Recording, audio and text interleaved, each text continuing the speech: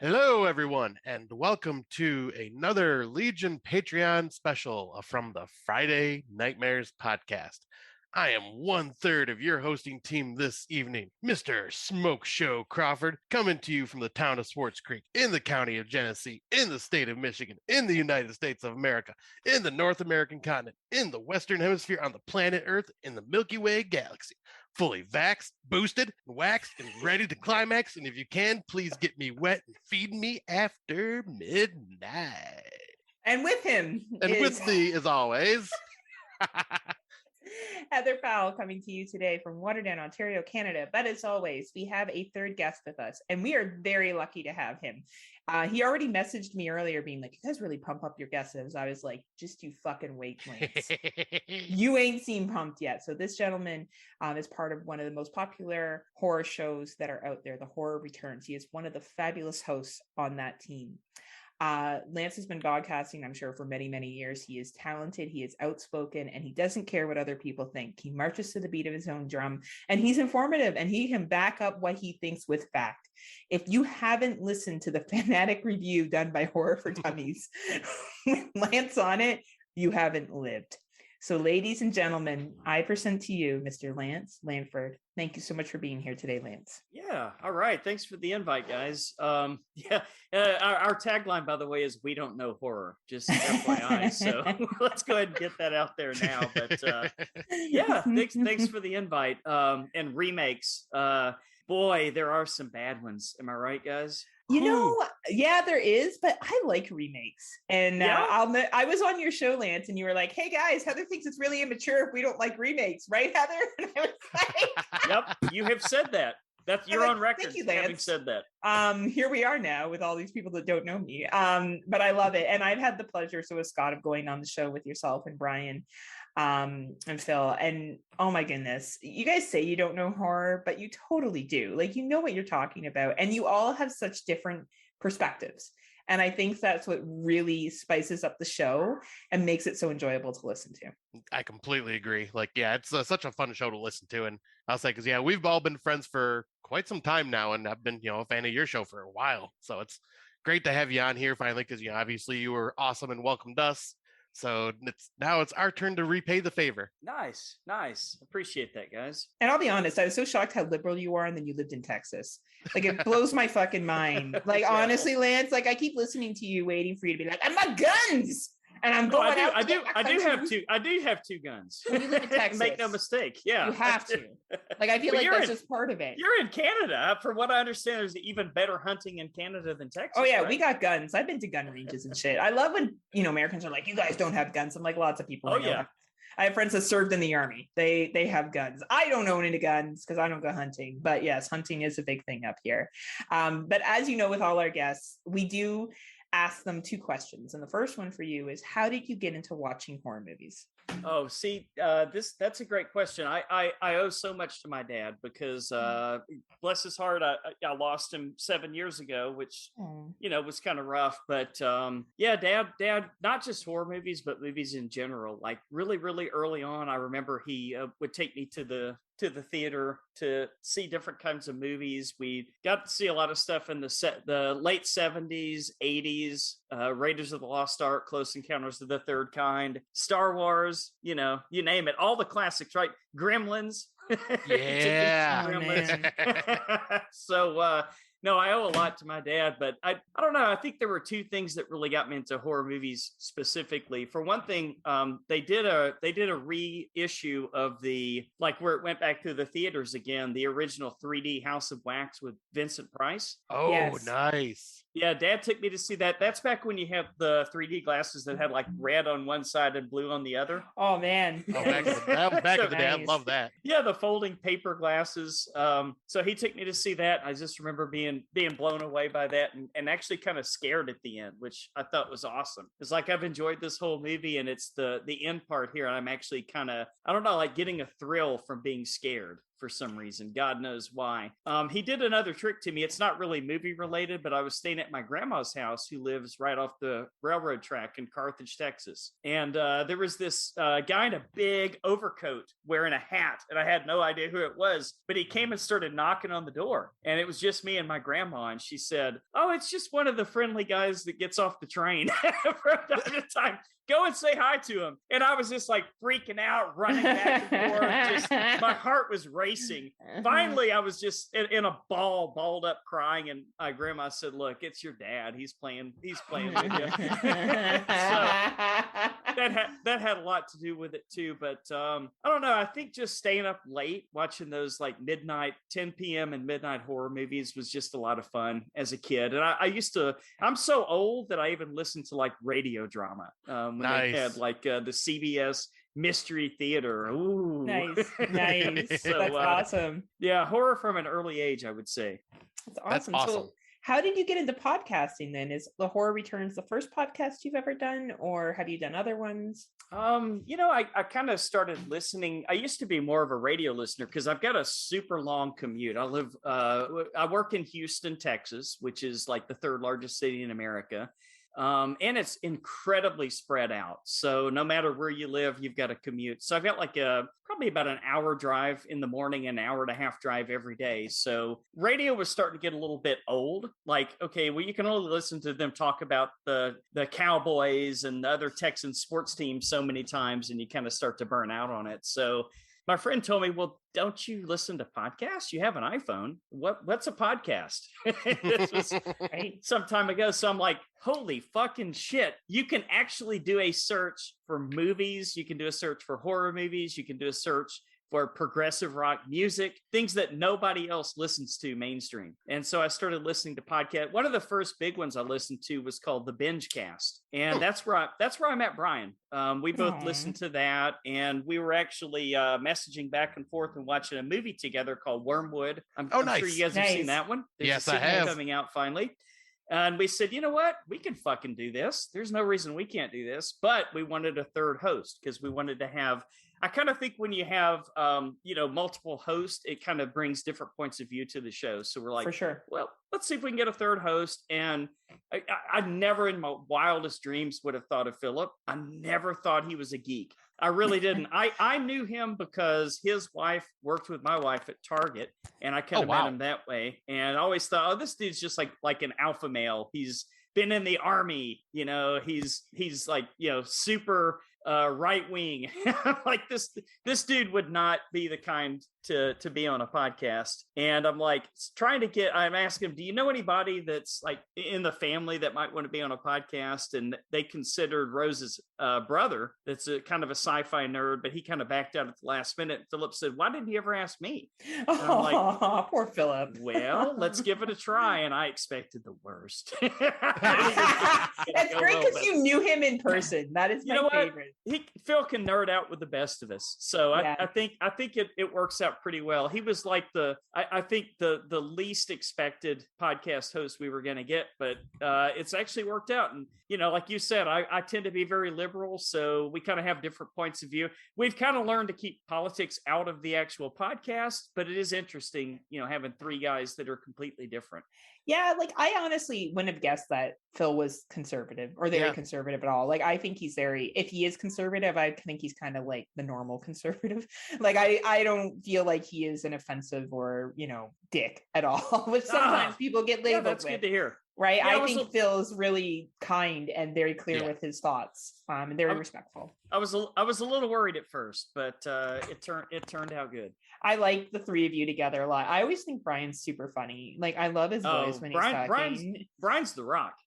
Brian's the glue that holds the podcast together. He's the program director, so he's the one who picks all the movies, and he's the one who really gets us out there on social media. And he's kind of like the strong part of the three of us, I would say. My hats off to Brian. And then of course we've got Nez that's popped in, and I was actually listening to him on other podcasts way before we did this one. So I've known he's Nez a cool for a while. dude too.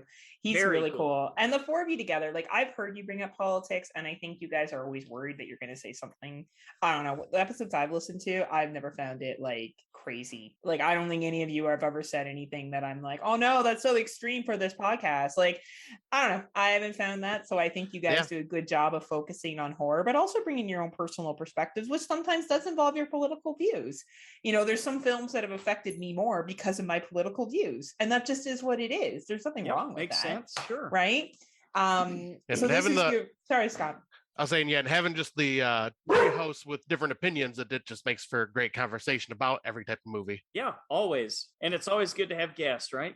Exactly, because it brings even a different perspective. Right, especially except for Scott. No one wants Scott on the show. I know, it's my dog. My dog agrees with me. He's met Scott, and he knows. Because Scott wouldn't shut the fuck up about Gremlins the entire time he was here. He's like, Mickey, have you watched Gremlins? It's the best movie ever. Mick Mac appreciates my knowledge of Gremlins. And it's true. Yes, he absolutely loves it. But we're so glad you could be here. And also, I just want to shout out to your Patreon and leaving a 5-star review on Apple Podcasts, which some of us have done, Scott. Yes. I still have not got my freaking. And I iTunes talked working. about like how hot they were, right? So not only are they this, they're super good looking dudes. Like I went on this big rant, and they're like, "Oh shit, who wrote this?" I don't think Lance realized it was me. I think we just now figured it out. Fuck. But yeah, like honestly, you guys are epic. Yeah, you guys are pretty amazing yourselves. So there you go. Thank you. But we'll never be on a list. We're never. Oh yes, you will.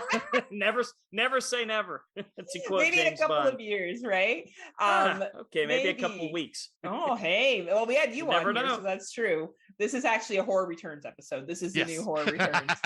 Sorry, Phil. Sorry, Brian. Sorry, guys. And also, if you haven't had a chance yet, we'll plug Lance at the end, but please follow their Patreon. Please follow them. You can download them on any podcasting listening tool, but if you do iTunes, make sure you leave them a 5-star written review. They deserve it for sure. Thank you. Yeah, you're welcome. Just don't be a jackass like me and not be able to figure out his iTunes. Yeah, Scott doesn't know. Michigan people don't know how to use iTunes. It's just no. I've been locked out of my account and haven't been able to create a new one yet. So you should create a new one called Smokeshow. I think I might. That might actually do. What a great idea! We would all know who it is, right? Everyone would know, right? And it still amazes me to this day that like I even have that nickname, that it's stuck. Yeah, I gave it to you. It's crazy. Yeah. I think that name's already taken. I think that's Channing Tatum's nickname, if I'm not mistaken. Oh no, so, Scott's way harder. You can fight him. You can fight him for it. For sure. I'll fight him on Magic Mike XXL. Yeah, on Magic like the cards.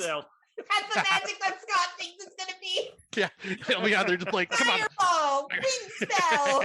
Oh, I gotta tap my mana for taking off my clothes. Magic Mike the Gathering. Yes. The newest remake.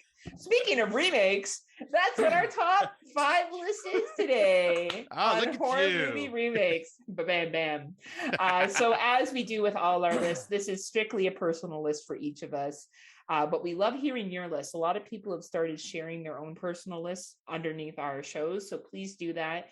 All are welcome. All opinions are welcome. So absolutely. We will do our 5 as we usually do, and then we'll get to our honorable mentions. But as always, we're going to start with Mr. Smokeshow himself of the Magic Gathering. All right, should I take my shirt off first? Oh yeah, please, Scotty. That's for Patreon. That's for Patreon only. It is Patreon. That's exactly. Right. Give them a show. Give them a show. For 50 cents extra, you can see Smokeshow. Hey, that can add up if you get like 100 people doing it. Exactly. That's right. I'm not greedy. Lance is thinking. See, and you know, I'm willing to give it away for free, but you know, gotta make some money. Right. It's for the show. It's for the show. Exactly. I love it. Shit. Well, all right. So I guess I can get this show started with the top 5s. So I went for my number 5. I went with Willard from 2003. Not on my list. Good. Good start. I was so worried.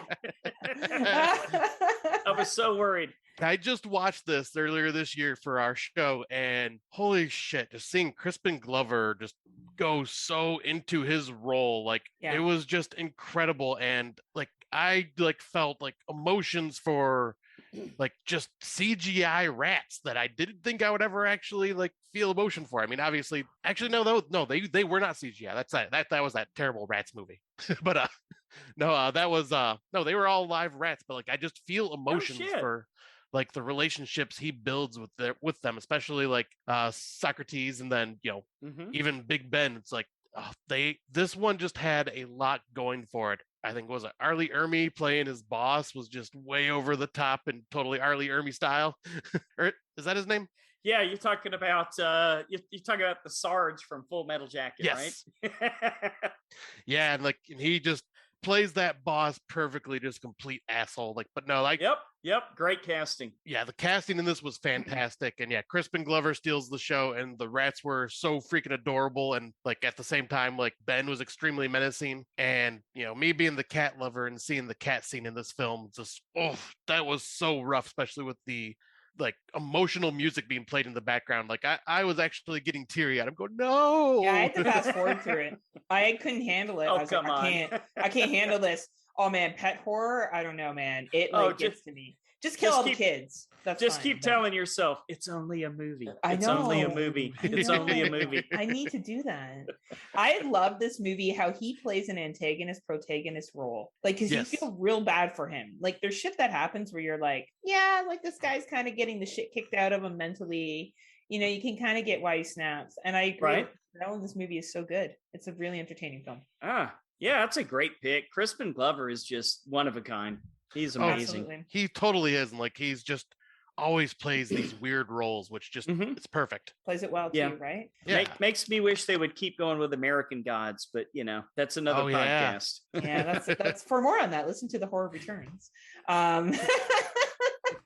All right, Lance, what is your number 5? My number 5, I'm going to get it out of the way and rip off the Band-Aid, and it won't be a surprise. Everybody knows I love the Pet Sematary remake. Yes. It's a good remake. I don't know why people shit on you for it. It's a good I know exactly why they do, and it's a total fuck up. Whoever did the trailer for this movie should be shot. The trailer gave way too much away. Had the trailer been a little bit more sublime, this film would have been, I think, a lot more appreciated for what it is.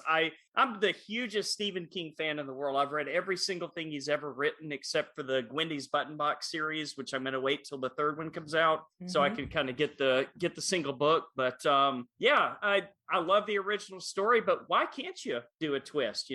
Yeah, why not? Their mistake was in giving away the twist in the trailer. I honestly love the dark ending of this, and Stephen King has said on record that he loves it when he's written stories. He says, "I just wish I'd made it a little more darker at the end." Like, for example, The Mist. He says The Mist is so much better than my story because the way that they ended it. So I think he would appreciate what they did here, and I'm not going to change. This is on my top 5. So Pet Sematary remake number 5. Yep. Yeah. I was like, sorry, Heather. Go ahead. I saw it in the theaters, and I remember walking out and be like, shit, that was better than the original. And just we're clear, I don't give a fuck if people don't like that. I enjoy the Gage don't get me wrong, I enjoy the original very much. I enjoy the gentleman that plays Judd. I enjoy, the Gage and everything that happens with Gage. I think it's great. I'm not trying to say that it's a bad movie. For me personally, I enjoyed the acting better. I enjoyed the special effects better. I thought the kids were great. I thought Ellie was phenomenal as a young actress. I think she nailed the role as being creepy. And I think it's a great movie. I did think the ending was a little cheese, but otherwise I enjoyed it quite a bit.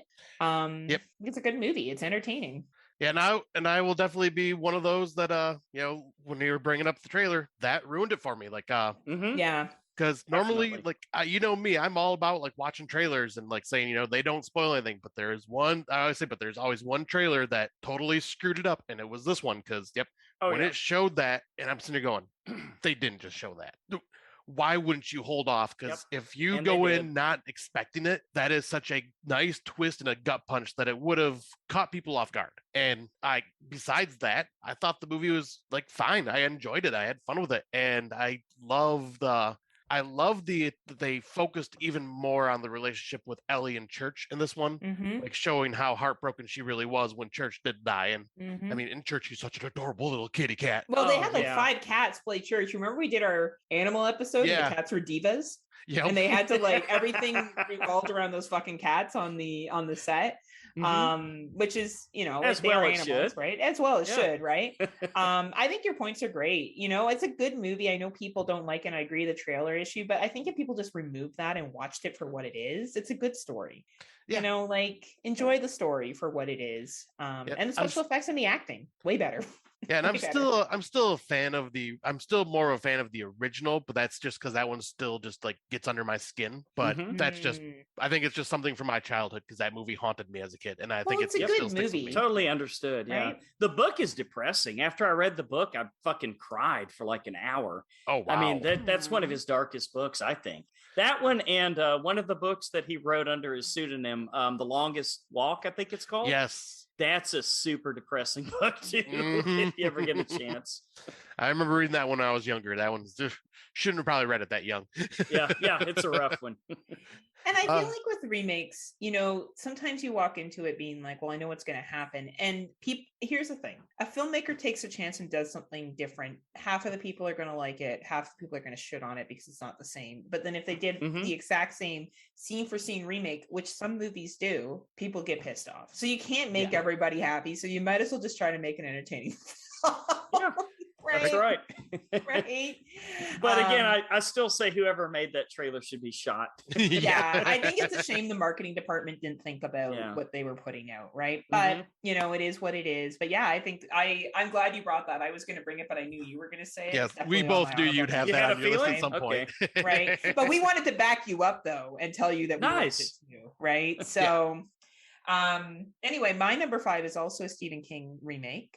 It is Carrie 2013 with Chloe Grace Moretz. Good pick. Nice. Good pick. Right? I think that young lady fucking nailed that role. Julianne Moore as the crazy mom. Julianne Moore, especially. Julie Gear is the gym teacher. Like, when she slaps that chick, I love that scene. Like, it never stops entertaining me that this teacher is like, you're a bitch, slap.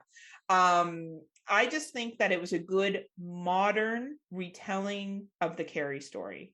I think they incorporated, you know, stuff from 2013 really well in that social media, bullying. The video of her playing was very much what would happen, you know, and even her interactions with the dude. Now, I think they get picked up in a limo, which I think is a little cheesy, but they always seem to have prom. You know, I can forgive that. I'll tell you right now, Heather, being an American, that does happen at prom. I've ridden in limos to prom before. Yeah, but you and one other girl?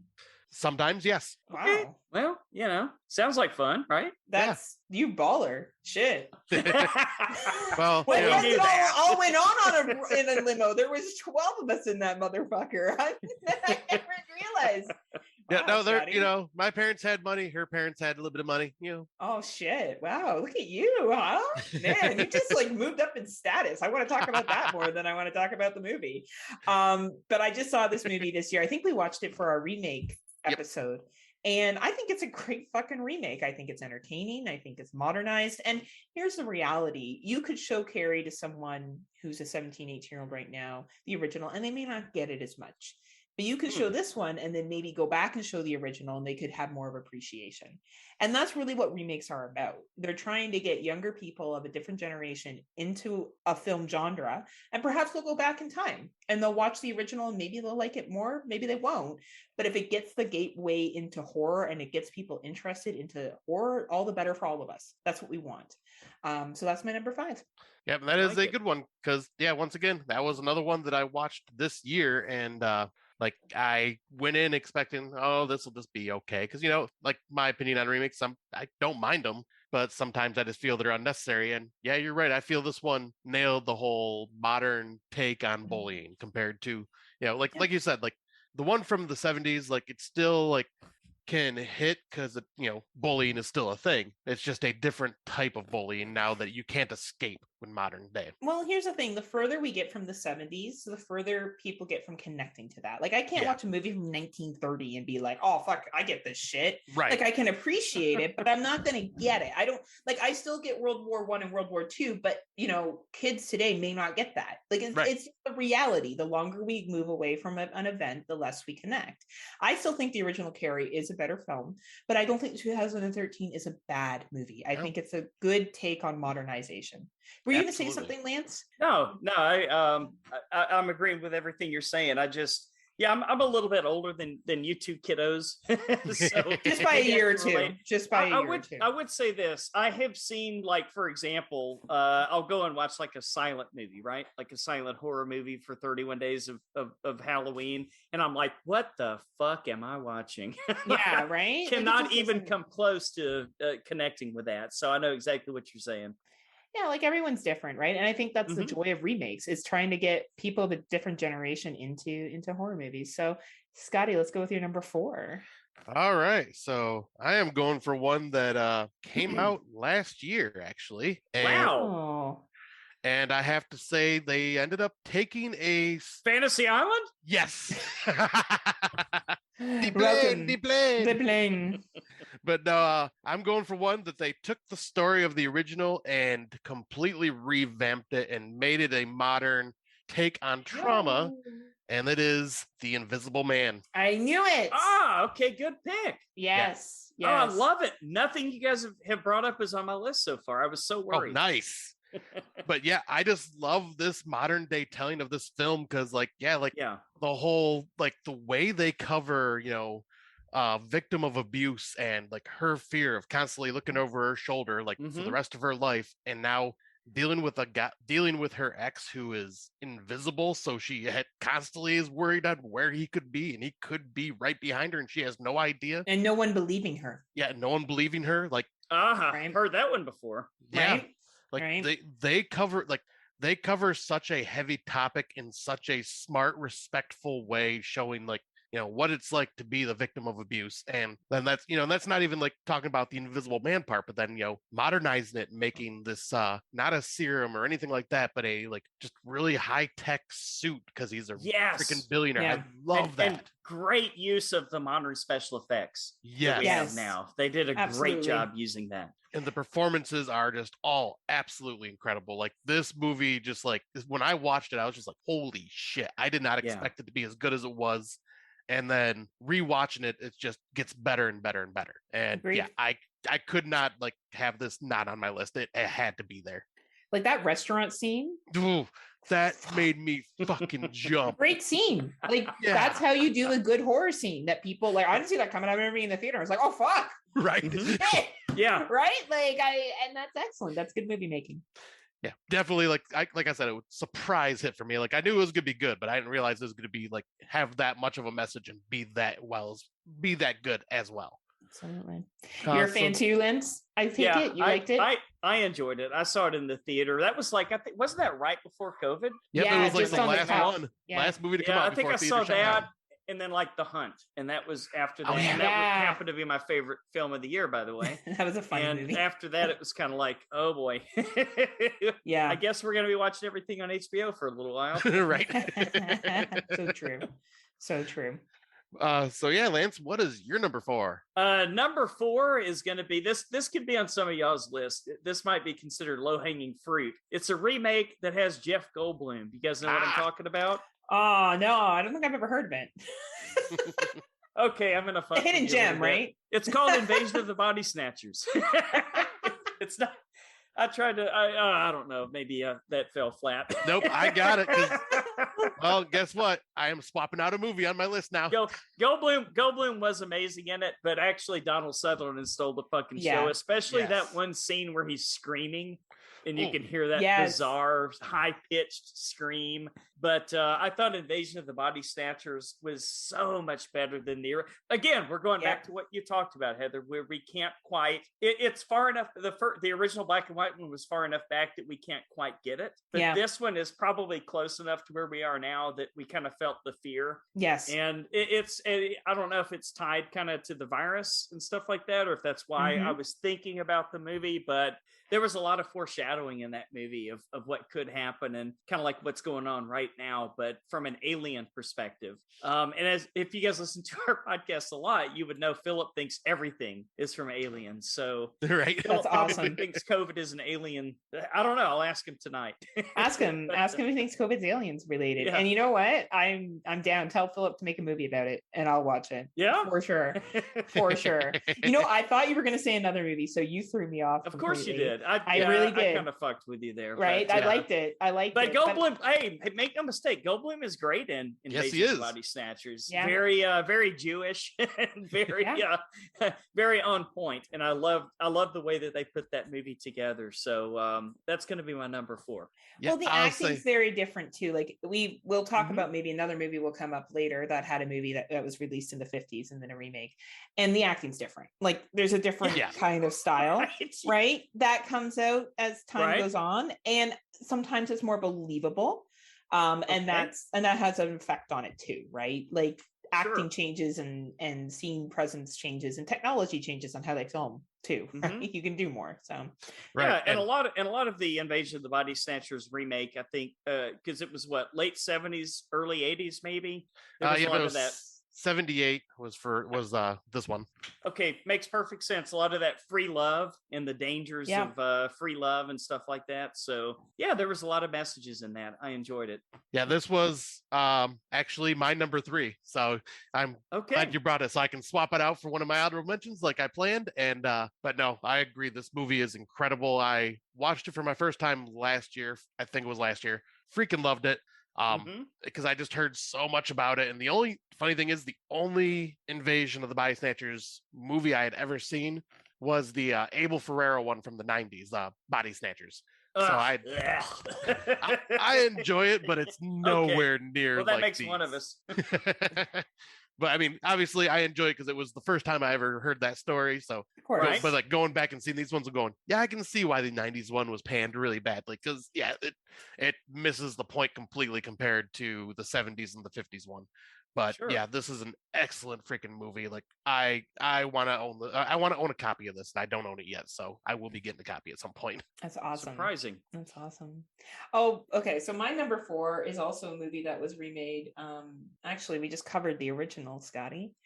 Dawn of the Dead 2004. Nice. I really enjoy that opening scene where she comes home and she goes to bed and like that little girl wanders into the room and like it goes fucking bananas. It's like bananas from the zombies to the end, right? Real fast zombies. Very different take, except for the mall and some similar characters. It's a very different movie, but I enjoy it. I loved how fast paced it was. And I think that what really stuck out for me and still will always is that opening scene where he gets up and he's like, "What's wrong, sweetheart?" Because that would be me.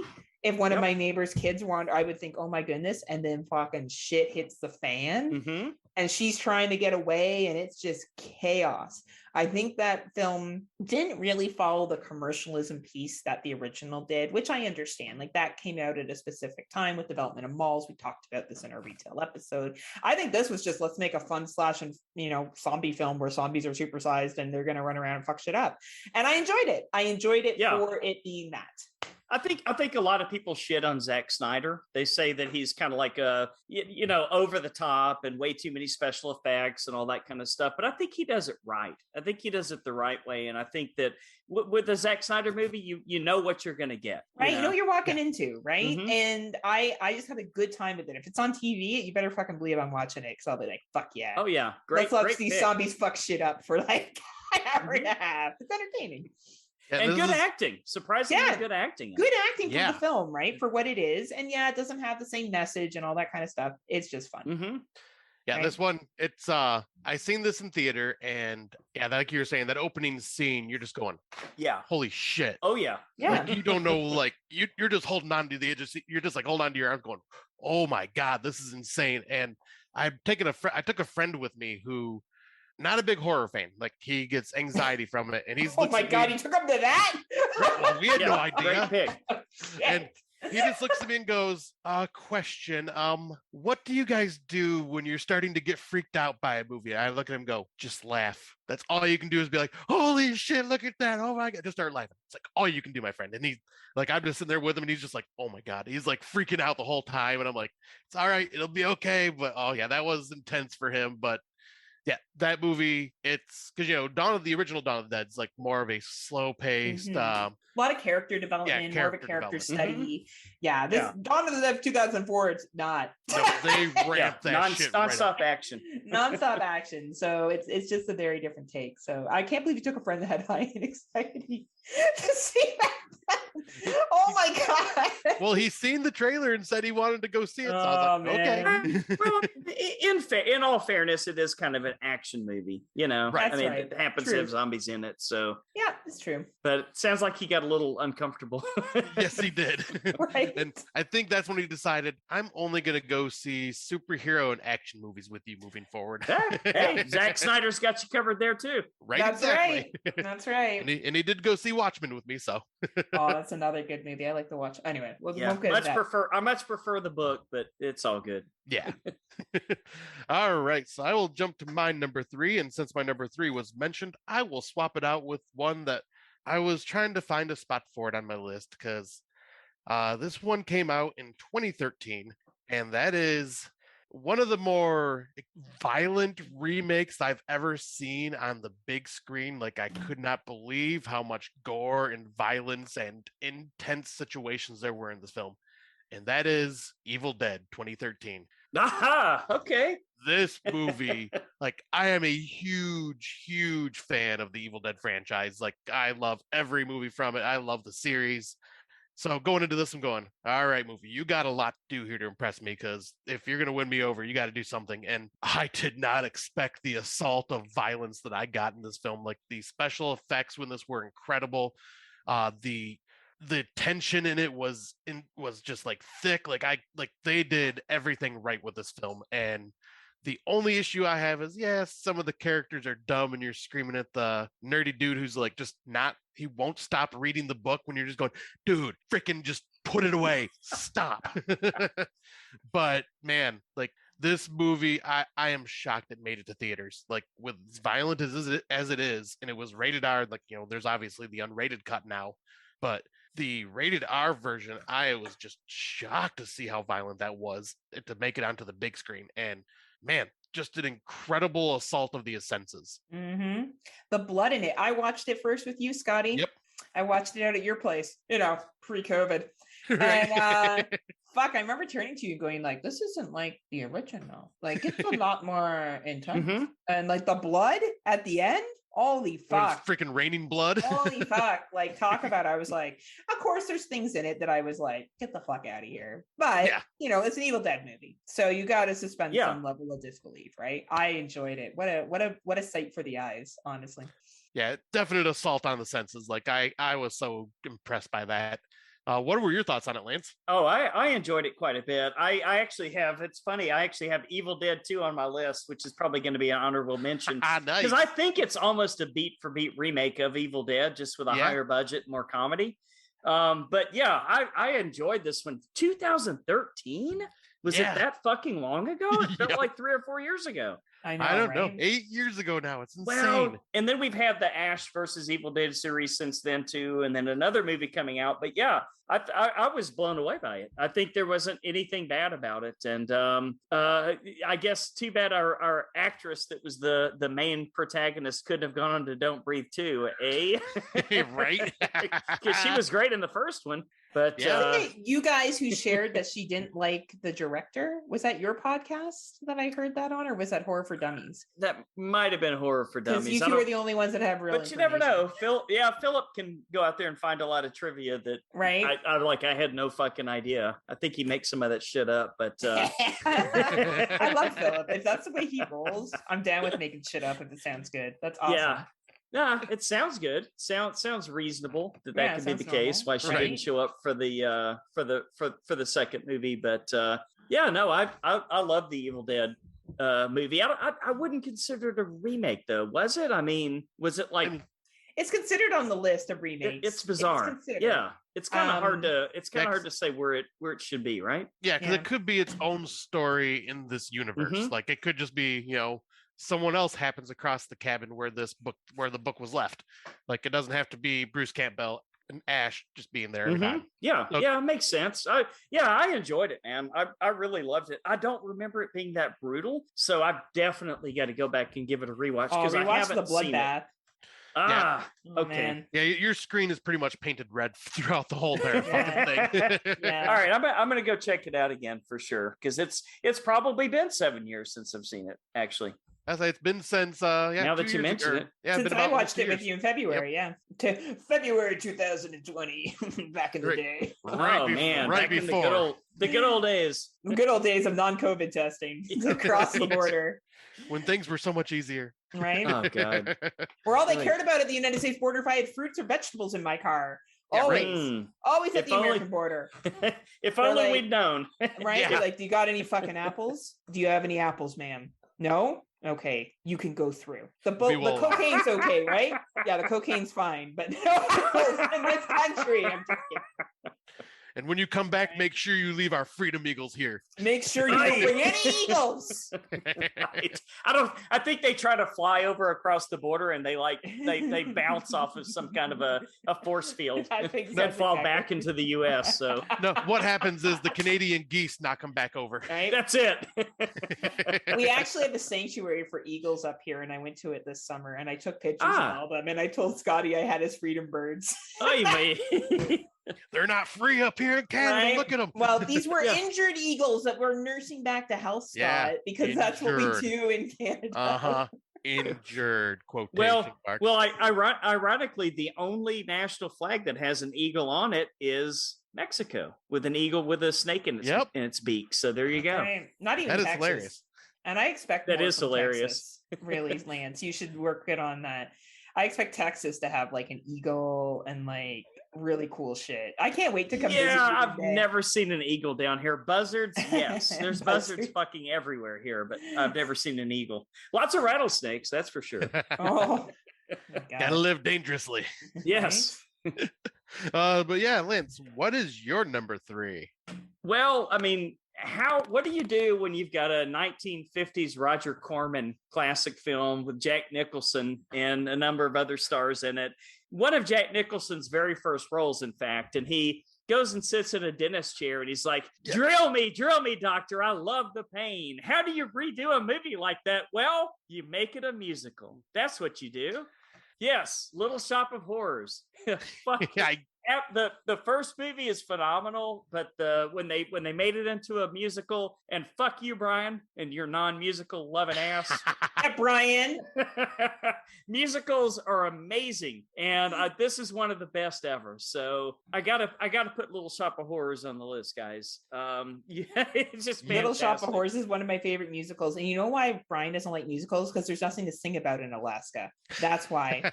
Okay, I could see that. They're all sad in Alaska. Maybe Brian, if you sung going to work every day like a musical, you do. That could make a difference, right? For sure. I'm never coming back on Horror Returns again. I am completely been blackballed. Oh no, you're fine. Right, you're fine. You're welcome back anytime. One thing about Brian is he's got the best sense of humor of anyone. Oh, I know. I wouldn't say it if I didn't think Brian would think it was funny.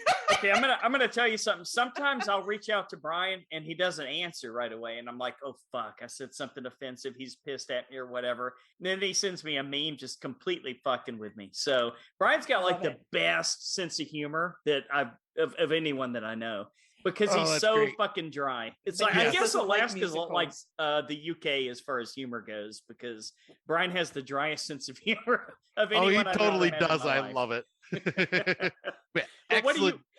What do you guys think of Little Shop of Horrors? Love it. One of my favorite all-time musicals. Love it. Little Shop of Horrors, bop shabop. Or Or the song Suddenly Seymour. Oh my God. I Right. love it. It was the first musical, one of the first ones my parents took me to. Okay. And I absolutely adore it. I'm so glad it came on your list. I didn't see that coming. You're just throwing me like curveballs, Lance. That was the I'm idea. loving it. Yeah, that was the idea. I thought, oh, fucking A. I've been called up to the big leagues. I actually get to be on the show. God damn it! I can't just say The Thing, right? Spoiler alert. So. That's awesome. And yeah, well, as soon as you said 1950s Roger Corman with Jack Nicholson, I knew exactly what movie you were talking about. I'm like, yes, amazing. Because I have not seen the remake in a very long time, but I do remember loving it. I would love to actually revisit it now because I am way more into musicals now than I ever been before, and nice. It's even more fitting having horror themed musicals. I just love them. Well, if you get a chance before the Christmas season is over, you guys should check out Anna and the Apocalypse. I watched it. It's fucking amazing. Yes, I love that movie. Oh my gosh, so good. Yeah, Brian, watch the musicals, Brian. Anna and the Apocalypse. Yeah, that's a good taste, Brian. Jeez. It's better than Bye Bye Man, Brian. It's better than Bye Bye Man. Well, I think we all equally hate that. So I'll never forget. I was on the show with you. This is a shout out to the Horror Returns again. And Brian's only feedback for Bye Bye Man was like, "There's a man that sells flowers, and his name is Mr. Flowers. We should remove this movie." And I was like, "Brian, you're the fucking shit." Like, honestly, I love Brian. So Brian, watch the musicals. Yes, Brian, get into some musicals, man. All three of us say this: watch musicals. Right. Heather. Shit! I still got to go. I'm still caught up on Lance's. I'm like, oh man, let's just do Lance's list. Fuck my list.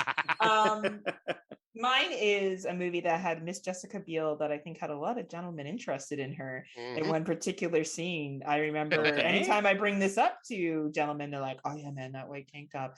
We're talking about the remake of Texas Chainsaw Massacre 2003. Ah, okay. I really like this movie. I had low expectations when it came out. When I saw a preview for it, I was like, "Oh, get the fuck out of here! What are you doing?" Right, that's what I thought. Right. And there was some callbacks to the original, some stuff that was different. But I think Michael Bay did this one, didn't he? It's like a total. I think he produced it. I don't think he directed it. Okay, but I know Arlie Ermy was in it. Yes, he was. Back to Mr. Arlie Ermy. Okay, he was I just remember Jessica. Oh, that's who that was. Oh, nice. Yeah. Sheriff was fucking dark too. Shit. Yeah. He was the villain of the movie. Yeah, he was a real asshole. I just find the filming of this. I like the darkness of it, the creepiness of it. I think Leatherface looks great in it. I enjoy the chase scene with her. The locker scene is fucking mint. Yeah, well done movie. Right? I agree wholeheartedly. Yeah, like it's just and the part where she has to, this is a spoiler, sacrifice her friend. Like it still makes me emotional when I watch it and he's begging her to, or then someone sacrifices themselves for her. Like it is you're really rooting for Jessica Biel by the time she gets out. You're like, fuck yeah, bitch, fuck this shit up. And to me, that's really empowering. And not only does she look good, she makes some really good calls. And I find this movie a fun thrill ride. Yep. I'll say, I love this movie as well. And I think this one, it's like, I like how they make the sheriff more of the villain than Leatherface. Leatherface is just kind of his like, hey, go finish that up. You go do that. And then Leatherface just kind of like the, what do you call that? The grunt one? Yeah, the grunt work guy. Yeah. But Arlie Ermey's like the main antagonist. Just and it's just so intense the way he fucks with everybody. Well, the mind games he plays. Yeah, he plays some really, and you call the police because you think that's what you should do. Like these kids are trying to do, of course, do the right thing, right? And I did like how they changed the hitchhiker from a male to a female. I think it did have a little bit more. Because let's be realistic, you're probably more likely to pick up a woman than you are a man. Yep. And I think that kind of tied into like modern day. Like if Scott and I were, Scott would definitely get picked up over me. But like maybe like there'd be a billion cars stopping for Scott. Right. Well, that's because I'm taking a piece of clothing off every time a car drives by. Right? I just think it's a really great movie. And to me, it's not even like, I like it more than 1974. I think 1974 is a classic. It has its place in horror history. No one will ever remove it. But I think this was a great way to yet again modernize it. and give another alternative, and I enjoy it. Out of all the Texas Chainsaw movies, it's probably, I know you guys really like Next Generation. You guys really enjoy that. Was it Next Gen that you guys really like on the horror returns? I kind of like all of them for fun. Do you? You know? Okay. Yeah, I kind of, and well, I'm in Texas for fuck's sake, so that probably has True. something to, you know. That's Lance's house, by the way, guys. Lance, Yeah. Lance has Leatherface in the background. With now. the bones hanging down and everything else. So Scott and I drive up and it's Lance's house. Yeah, no. Yeah, there's a place in my heart, but my favorite of all the Texas Chainsaw Massacres is the one that we did the commentary on. That's the one I'm thinking of. The chili contest. Yes, part two. You called me out in that one because you were like, Heather doesn't like this one. And I was like, that Lance. But I do have an appreciation more for Stretch. On second viewing? Oh, yeah. Like the scenes in it are fun. It's a fun movie. It just seems so different from the first one for me. It threw me off. Sure. Yeah. But it's definitely a fun one. But I do love the 2003 version quite a bit. And I had a feeling that one would be on your list. I left it off mine just because I had a feeling to be on yours. It's a great pick. Great pick. Yeah. So yeah, I guess I will go. We're already at number 2. So this one hasn't been brought up yet, so I may be stealing someone's, but we'll see. And that, once again, I believe a 50s film being remade in the 80s with incredible special effects and an very interesting, totally 80s style cast, directed by Frank Darabont, and that is The Blob, 1980. Oh, not what I thought you were gonna say. I had a feeling. You got me. That was the goal. It is outstanding. I love the hero, man. I love the motorcycle riding. Yeah. Well, of course, Scott, you would love him. He rides a motorcycle. Right. He wears a leather jacket and he smokes cigarettes. I want to be him. It's Scott. And he has beautiful hair. Like that mullet is perfect amazing. hair. Not one single fucking hair is out of place. Not at all. Oh, was it? Well, I think that was Matt Dillon, wasn't it? Yes, it was Matt Dillon, and that was a really good remake. Spot on, man. Spot on. Like that, like you go from like something like turn it into like a hokey sci-fi movie from the 50s and turn it into something that is absolutely horrifying. Find out it's a biological weapon made by the government to be used for war and just accidentally lands in our own freaking country. And love the twist. Love the twist, man. And just it's so violent, and the way they did the Blob like special effects was incredible. Like this movie is intense, and when I rewatched it for the first time, like let's say, because I rewatched it about 10 years ago for the first time, and like, yeah, I'd seen it when I was a little kid. I did not remember how freaking violent this was, and like it had the balls to kill off kids and all sorts of shit in this film. It was intense, and I love it going back, seeing Frank Darabont in his Walking Dead days, going back to seeing this and seeing like a couple of the cast members that are in The Walking Dead. It's like, oh yeah, Frank Darabont's been friends with some of these actors for a long time, and it's kind of neat to go back and see that. Makes sense. Yeah. Great pick, man. Yeah, man. I love the kitchen scene in the diner. Fuck. I first time watched from either last year or this year. I think it was last year. Was it last year? Fuck, I enjoyed it. What a good film. Yeah. Well done. Yeah. Great special effects too. Yep, and I was gonna say that's why I was like, because there's a couple of those 80s remakes where you can say like great special effects, great cast, and you never know what it's gonna be. Yeah, it's true. The 80s did a really good job of remaking movies from the 50s. That's actually a really I guess so, yeah. Point, right? I guess so. Right. Yeah, we could do a whole show on that. Yeah. Lance will come back for round 2, and that's what we're gonna do. 50s remakes. All right, I'm in. Sweet. So yeah, what would your number 2 be, Lance? Have we done a foreign film yet that's been redone in America? I don't think we have. But it's fair game, right? It is. Of course. Anything's fair game on this show. Whatever you want to say. So Chloe Grace Moretz does such a fabulous job as an androgynous vampire that was turned at a pretty young age. Yes. And then you come to find out that her father, brilliantly played by Richard Jenkins, was actually a young boy at the time that he was not changed over, but taken over as kind of like a familiar. But Let Me In. What a great movie. And it actually inspired me to go back and rewatch the original Let the Right One In.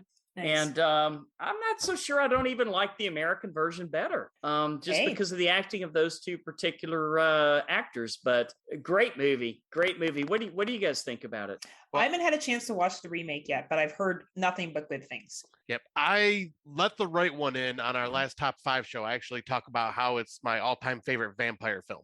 And let me in. Like I was going, okay, they're going to screw this up. I already know it. They're going to miss the point with this. And I sat down and watched it and was just like, I'll be damned. This is actually really good. And once again, Chloe Grace Moretz I find her just to be a great actress. Like she plays these types of characters really well. And yeah, like there were some changes, but the changes like weren't offensive to me. Like I thought it was a really solid remake. That's awesome. I was really blown away. I actually saw this one first, and like I said, it kind of inspired me to go back and watch the original foreign film. Nice. Yeah, because I got introduced to the foreign one like shortly after it came out, and then then I watched this one when it let me in when it came to VOD after its theatrical release, and I was not disappointed. I think I'll enjoy it. You know, there are some movies, and I won't say which ones I'm thinking because it will give away possibly someone's list, but there are some movies that Americans have remade that are a little more enjoyable or relatable than the original that are foreign films. I was just going to say a lot of American remakes fucking suck ass. Like, some of them especially don't, the Japanese stuff, but that's just my opinion. Some of them don't deliver, but some of them, I think, unless you understand the folklore of that country and the mythology, it can be challenging. Gotcha. And sometimes an American remake, I say sometimes, does help with bringing that mythology here and maybe in a more palatable sense for the mass public anyway. But I'll expand on that more depending once we go through and see if anyone's said the movie I'm thinking of. We could do a whole episode. Yeah. We just keep adding more and more episodes to this. So I guess it's my turn now, right? Yes, it is. What's your number 2? So I combine these two because I think they should be combined because the original was basically combined. And it's It Part 1 and It Part 2, 2017 and 2019. I put them as one movie. I can't believe this. Not on my list. I can't believe it. And I fucking loved it. It was on my, each part was in my top 10 of that year. Same with me. So this show is great. I thought guys, I thought we were going to be stumbling all over each other with the same exact 5, each one of us. I'm so pleasantly surprised. This is amazing. You know, honestly, that's never even happened with these top 5 shows. It's crazy how different people, even our winter one, which I was kind of like, oh man, there's only so many winter fucking horror movies. It was still like enough variety. But anyway, it Chapter 1, Chapter 2, both very different films. Both filmed near me. Part of it was filmed near my fucking workplace. So, right? And when they did It Too, the scene in the town, that there was a casting call for that.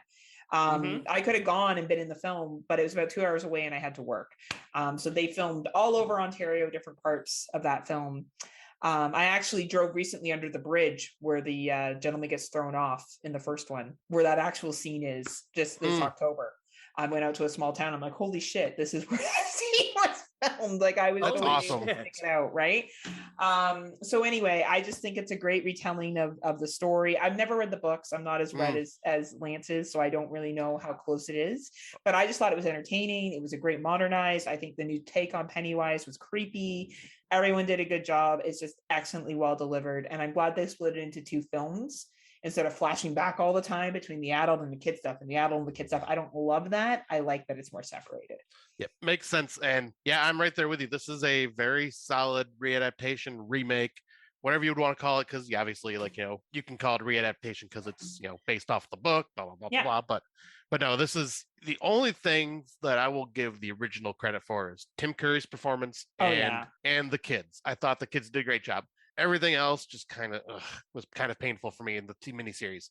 This, though, you had Bill Skarsgård as Pennywise was great and creepy and we lost Lance. Yeah, it's okay. Just keep going for now. We'll see if he comes back. Yeah, I thought it was great because Bill Skarsgård kind of plays Pennywise more like he is in the book, where it just seems like he's so not from this world and he's very cartoonish. and it just doesn't seem like he belongs there, which fits for the movie or fits for the story. And the fact that they bring in Nebolt Street, the house on Nebolt Street, which is a big part of the book, and they never brought it in a miniseries. Like there was a lot that they really did that I loved with this. My only complaint is just that it was based in the 80s, the first part. I wish it would have been based in the 50s, but at the same time, like that's not a big complaint because they still did a really great job with it. And I freaking love it. I was saying, we'll wait for Lance for a second. Well, Lance was so excited. He actually went and he's watching the It movies right now. And Lance like, fuck yeah. You and he's in our R2D2 bag instead of me, right? Yeah. How the fuck did I turn this goddamn fucking camera around? I forgot. Oh, all right, great. Lance, no rush. We understand. Scott, right, well, Scott was going off anyway. You don't need to listen to it. Basic is Scott doesn't like that it was filmed in the 80s, but he's willing to move past it, and he loves Tim Curry. The well, there was a lot more nice things I said about the remake, Missy. Sorry, Scott.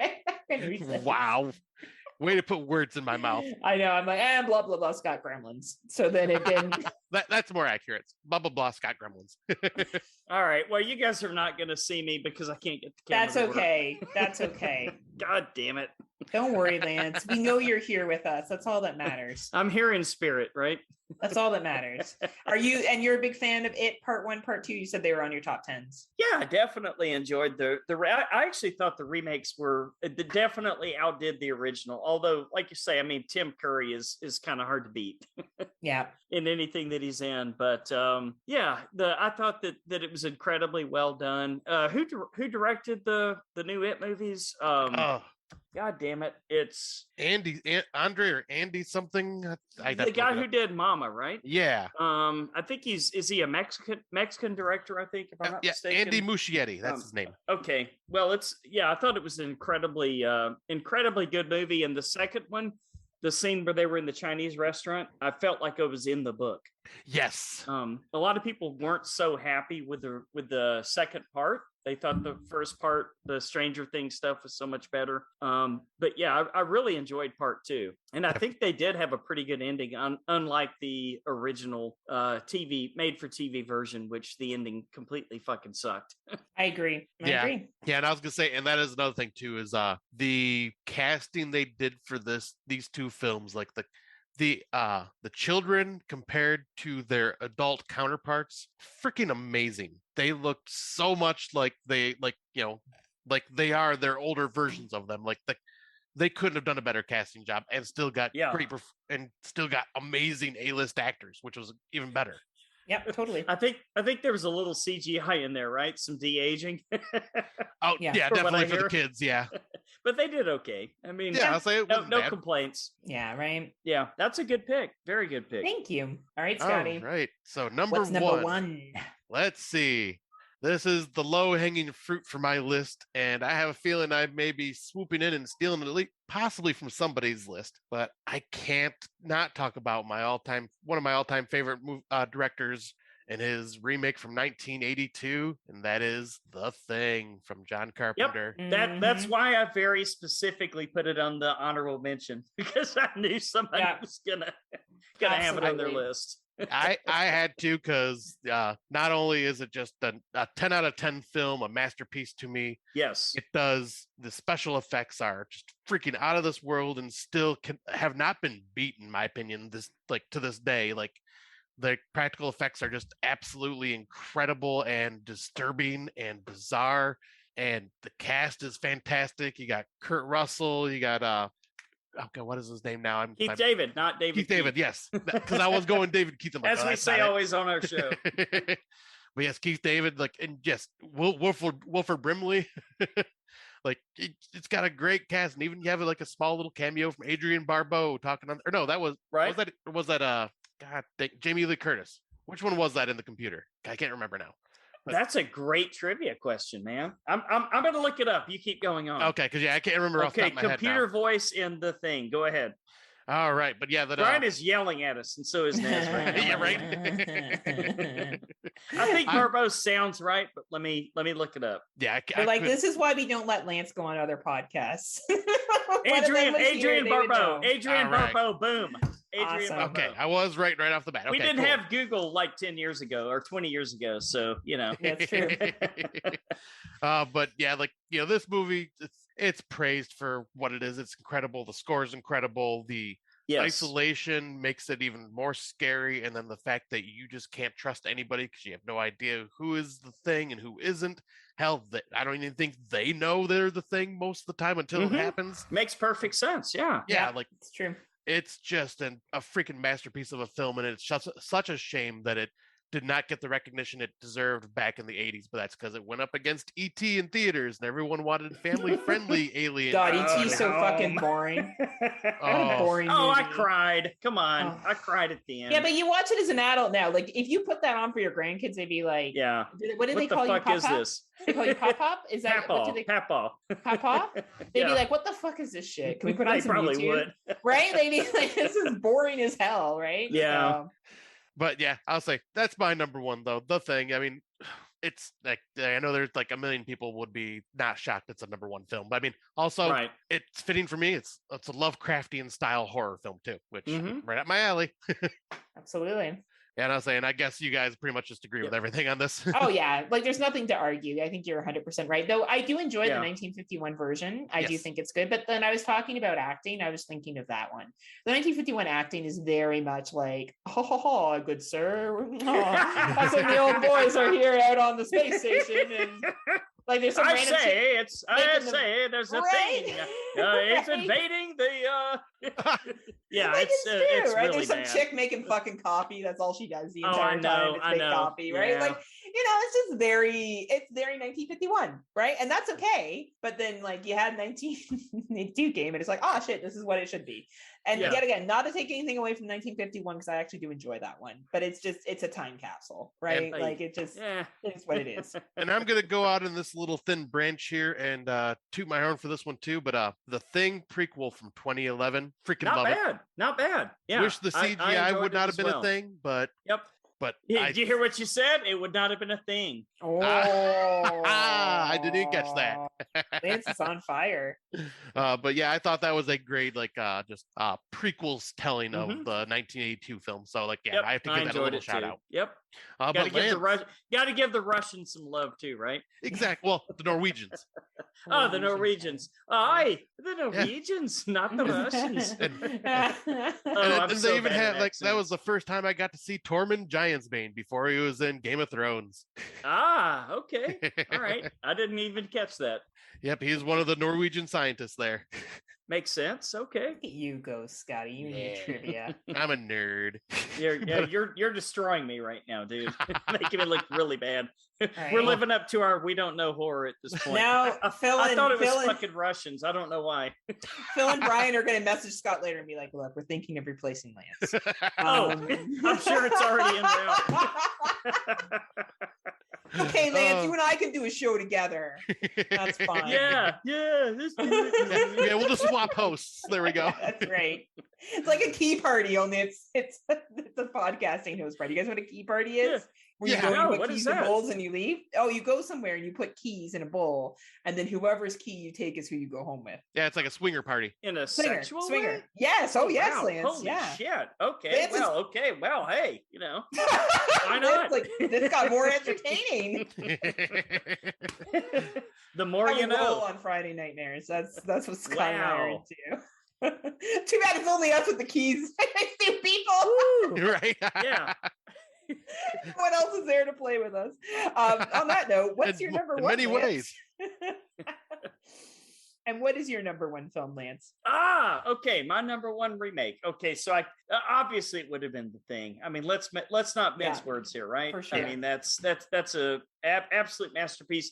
But I wanted to go a little bit different. So not a huge fan. Are you guys a big fan of that like Italian giallo type of film? I'm trying to be. Same here. I'm about so a half hard. and a half. Yeah, I'm trying so hard to get into it.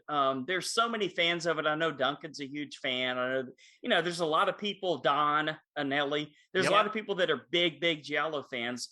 When I saw Suspiria, the original one, I really loved it, and I love the visuals, but it just didn't catch me. But when I went to see the remake with Dakota Johnson, and again, Chloe Grace Moretz had a small part at the beginning, and I mean, my God, just some fantastic acting. But this is my number one. I love the Suspiria remake. I thought that it was brilliantly directed. I thought it was one of the most beautifully shot films that I've seen in the last couple of years. And I thought all of the acting for a bunch of witches, they were witches. They could speak to each other. The scene in the cafe where they were all talking to each other without moving their lips because they could, kind of communicate using their mind. Yeah.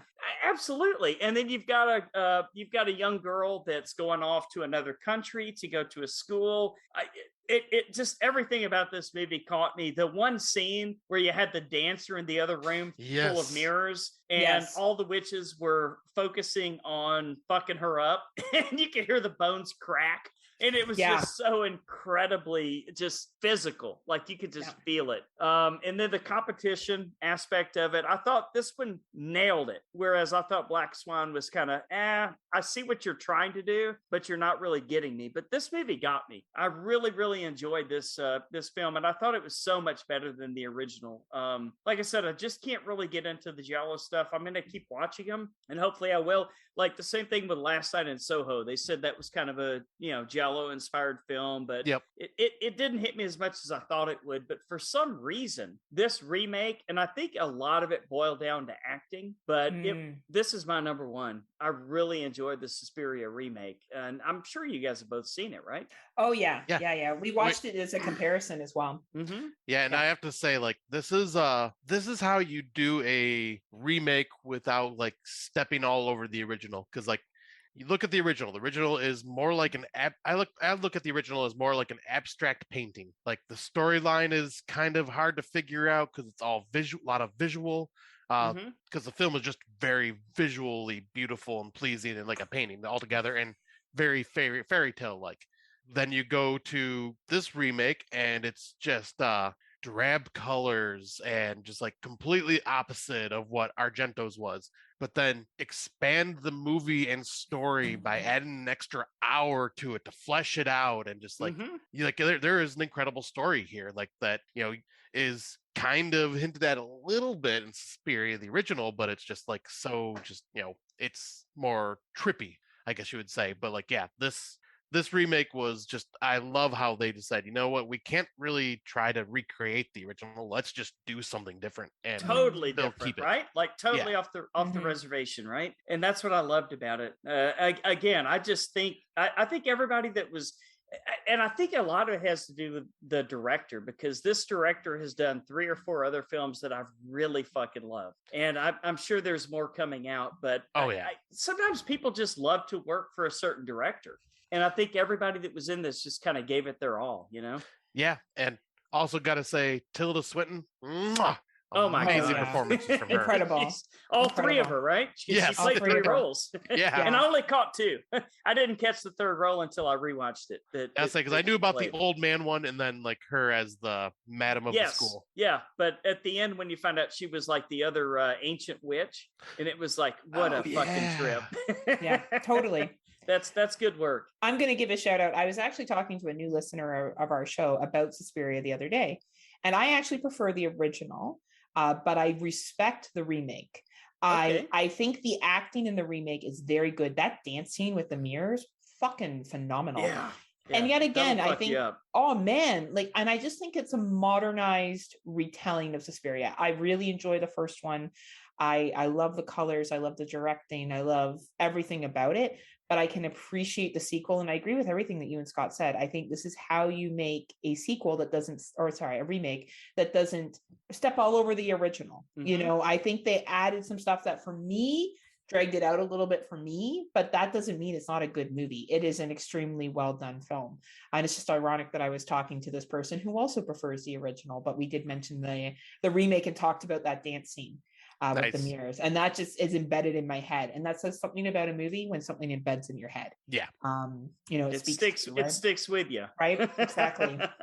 Great choice, Lance. So Heather, Oh, what thank is you. your number one? Oh, well, this is going to probably be a surprise. So I watched the original to this movie earlier this year or last year, and I didn't really like it at all. And I realized how much I prefer the remake, and that's The Crazies 2010. Ah, it's a Nice. good one. It's a good one. Right? I always, when I first saw this, I didn't know it was a remake. I just thought it was a random horror film. And I remember being like, oh man, this is pretty dark. Yeah, what happened? A town would cover this shit up. People slowly get sick. Yeah, that sounds like what happens in Flint. Yeah, right? Right? You are not wrong. So, it wouldn't be the first time we've seen shit like this. And when I watched the original, I'm like, okay, I get where they got the concept from, but I didn't enjoy the original as much. I feel like The Crazies plays on politics and fear in a whole different way. And what happens to everyone is extremely tragic.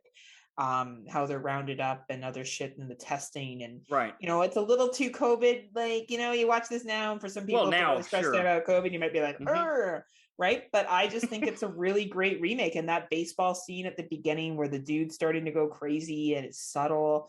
I just think it's an awesome, awesome film. And I don't think a lot of people talk about it as much because I don't think a lot of people have seen the original. Yeah, I don't think a lot of people do bring it up. Right. And I just think it's really well done. What do you guys, I know Lance is digging it. What about you, Scotty? Yep, I've only seen the remake once, and only about half of the original, but I do remember really liking The Crazies, the remake.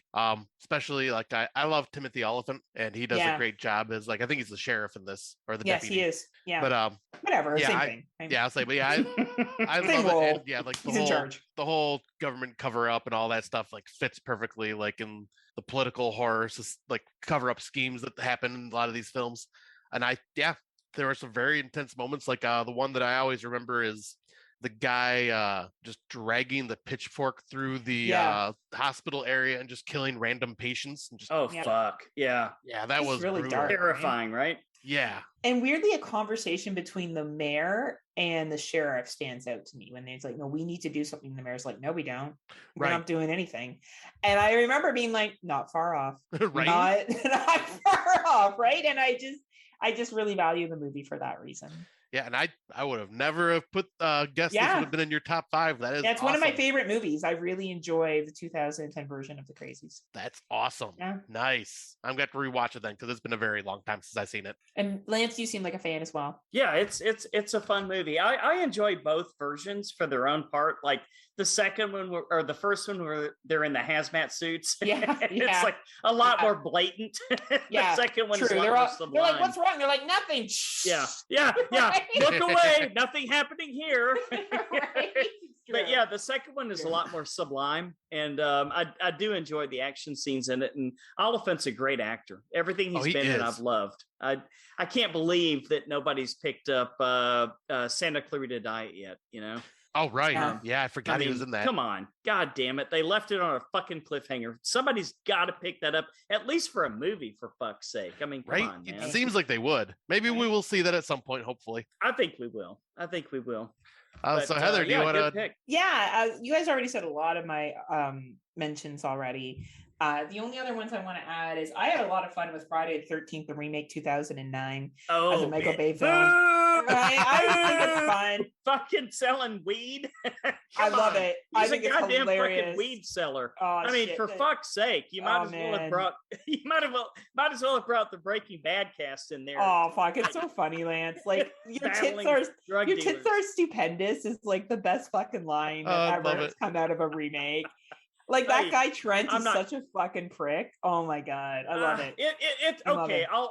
All right, you got me. It's fun. It's a fun movie. It's a fun movie on a Saturday night. Bring 3 or 4 friends over and watch it. That's Other exactly than that, what I'm talking it's a piece about. Of shit. I remember seeing it in the theaters and being like, "Oh man, they mashed like all the Friday the 13th movies in together." Man, Friday. Yeah, right. Really mad. And then I was like, "Wow, this is fun," and I have a fun time with it. And with the exact thing you said, Lance, it is just a goofy fucking total 2000s fucking remake. Sure. Yeah. Maniac 2012. Nice. You just took it off my list. That was going to be one of mine. His performance, like fuck Elijah Wood, man. Who would have thought? Yeah. You know, this is why I love Elijah Wood, because he comes out with he just comes out of nowhere with these performances that you would just not expect from him, and it's just incredible every time. Right? He's a fun dude. I haven't seen the original, and I'm gonna say this one because I haven't had a chance to see it yet. No, the one I'm gonna say next is The Town That Dreaded Sundown. I watched the 2014 version and I really liked it, but I gotta watch the original. No, you don't. Oh no? Okay, so maybe just stick. Let me just put it to you this way: Murder by Trombone, something none of us need to see. Okay, very cheesy. So just stay with 2014 because I liked the 2014. You guys watch everything else. Fuck it, just watch it. All right. I thought the trombone kill was in 2014's. I don't remember. Was it? I don't remember. Yeah, I could be wrong. I definitely remember it from the original. I just thought it was a fun mystery of who did what. And yes, I've seen the original Maniac as well, which I love. That my boyfriend. I really felt bad for the main character. You do love Joe Spinell. I'm like, oh man, this guy, he's just trying. And then the final one I'm going to say that I thought was not a bad American remake is the original Ring 2002.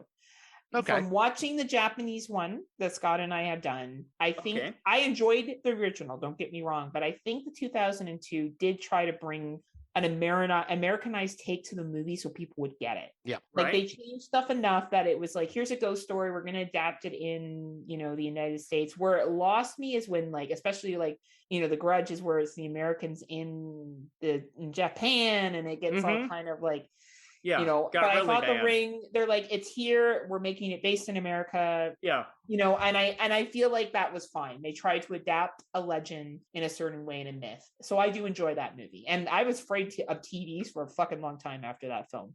There would be times where I'd see a TV and I'd be and I'd look back to just make sure that there was no fuzz on it. So I did think that it was clever that they brought that story over here. Nice. Okay. Yeah, I do like that one better than the Japanese version. Yeah, because you're not a big fan of the Japanese version. I know that you found it boring. Yeah, I found it very just tough to sit through. Yeah. But yeah, those are great choices. Except for Friday the 13th, Lance is you're dead to me, Heather. I'll rewatch it. Just get really drunk, Lance, and then look at the Tiffany Stupendous, and then you'll just be like, "This movie's fair enough." Yep. And you did take one off my list as well, and that was Maniac 2012 because that wasn't my honorable mentions as well. But then I obviously moved Invasion of the Body Snatchers 1978 to my honorable mentions because it was on Lance's main list. But so that one's gone now too. But there's three that have not been mentioned yet. I'm sure this one's on someone's list, I guess Lance's list because he's the only one that has anything. But The Fly 1986. Yeah. Oh yeah, for sure. It would have easily been that one, and The Thing would have been 1 and 2. But yeah, I didn't want to be too obvious. Right. I was gonna say because I was I could put The Thing, The Blob, and The Fly right in there, but then I'm only gonna have 2 for others. I'll leave this one in the honorable mentions. But I have The Hills Have Eyes 2006. Well, there went my honorable mention list. Oh, geez. That's a good movie, though. It really is. Good movie. It's fun. Yeah, it's amazing. And really upsetting in parts too. Yep. And then this one, a remake of a Spanish film, and that is We Are What We Are from 2013. Okay. I thought you were gonna say Wreck.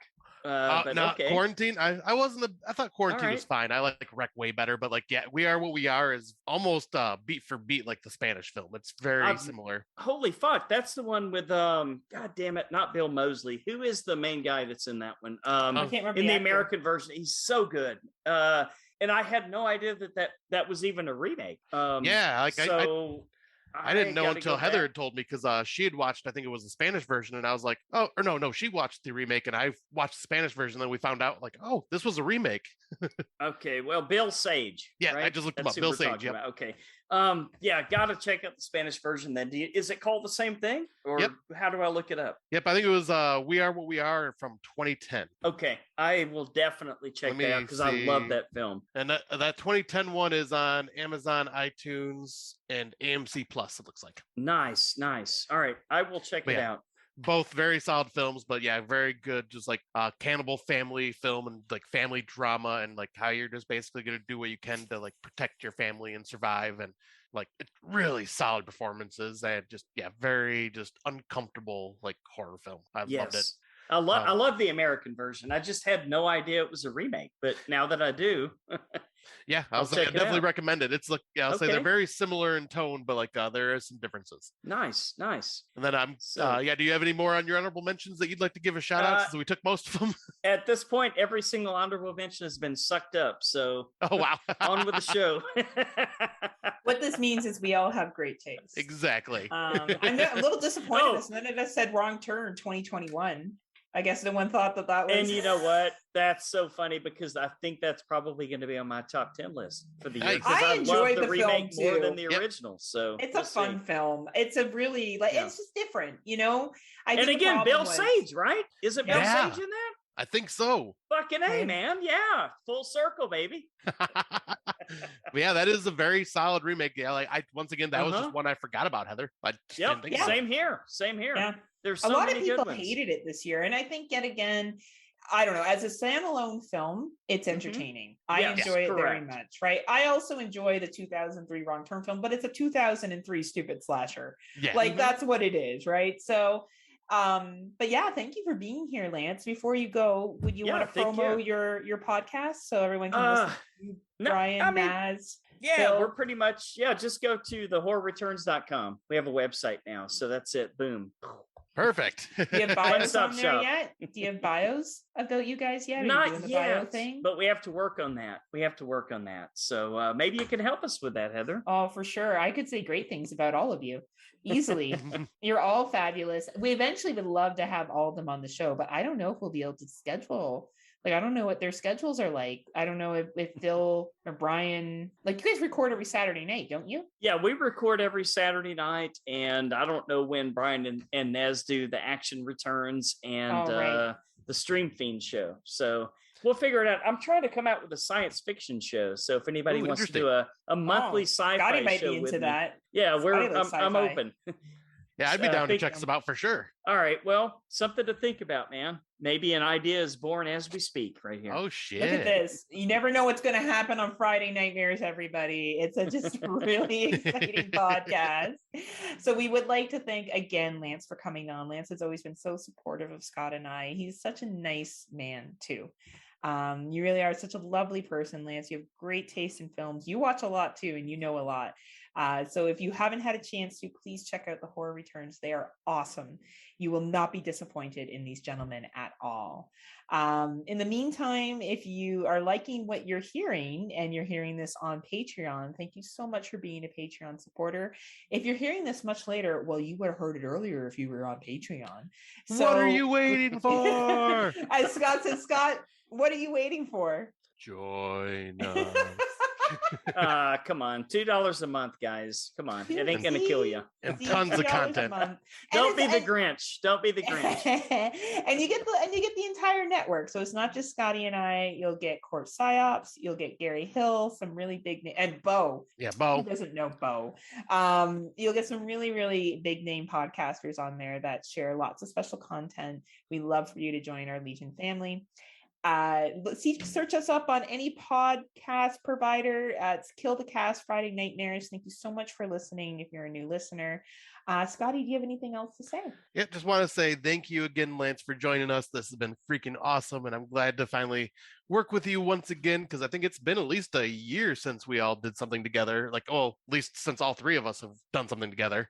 But yeah, thank you again, man. We love the hell out of you, and we're so happy you were able to join us. And yeah, so until next time, kitties, unpleasant dreams, or until next time, everyone, unpleasant dreams, the remake. Bye. Nice.